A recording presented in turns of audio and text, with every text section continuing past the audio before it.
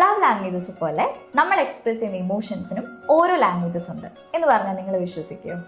നമ്മുടെ റിലേഷൻഷിപ്സിൽ കൂടുതൽ ഫൈറ്റ്സ് ഉണ്ടാകുന്നത് നമ്മൾ നമ്മുടെ ഇമോഷണൽ ലാംഗ്വേജ് എന്താണെന്ന് മനസ്സിലാക്കാത്തത് കൊണ്ടാവാം. നമ്മൾ നമ്മുടെ ഇമോഷൻസ്, അതായത് ദേഷ്യവും സങ്കടവും സന്തോഷവും എങ്ങനെയാണ് എക്സ്പ്രസ് ചെയ്യുന്നത്, അതുപോലെ തന്നെ ഒരു ഇമോഷണൽ സേഫ്റ്റിക്കായിട്ട് നമുക്ക് എന്തൊക്കെ കാര്യങ്ങളാണ് ആവശ്യം, ഇതെല്ലാമാണ് ഇമോഷണൽ ലാംഗ്വേജസ് എന്ന് പറയുന്നത്. Common types of emotional languages ഏതൊക്കെയാണെന്ന് നോക്കിയാലോ? First one is reassurance language. ഈ ഒരു ഇമോഷണൽ ലാംഗ്വേജിലെ ആളുകൾക്ക് കമ്മ്യൂണിക്കേഷൻ വളരെ ഇമ്പോർട്ടൻ്റ് ആണ്. They feel safe with words. Communication proper അല്ലെങ്കിൽ അവർ തീർച്ചയായിട്ടും ഓവർ തിങ്ക് ചെയ്യാൻ തുടങ്ങും. Second, action based language.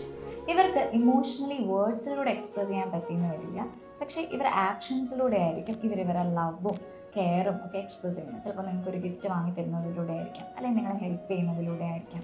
Third, calm language. Conflicts ഉണ്ടാകുമ്പോൾ ഇവർക്ക് കുറച്ച് സമയം വേണം ഇവർ ഇമോഷൻസിനെ പ്രോസസ്സ് ചെയ്യാനും ഒന്ന് കാം ആവാനുമായിട്ട്. സോ റിലേഷൻഷിപ്പ് ബെറ്റർ ആക്കണമെന്നുണ്ടെങ്കിൽ നിങ്ങൾ നിങ്ങളുടെ ഇമോഷണൽ ലാംഗ്വേജ് മനസ്സിലാക്കാനായിട്ട് ശ്രമിക്കുക. അതിലൂടെ പല കോൺഫ്ലിക്ട്സിനെയും നമുക്ക് കോൺവെർസേഷൻ ആക്കി മാറ്റാൻ സാധിക്കും.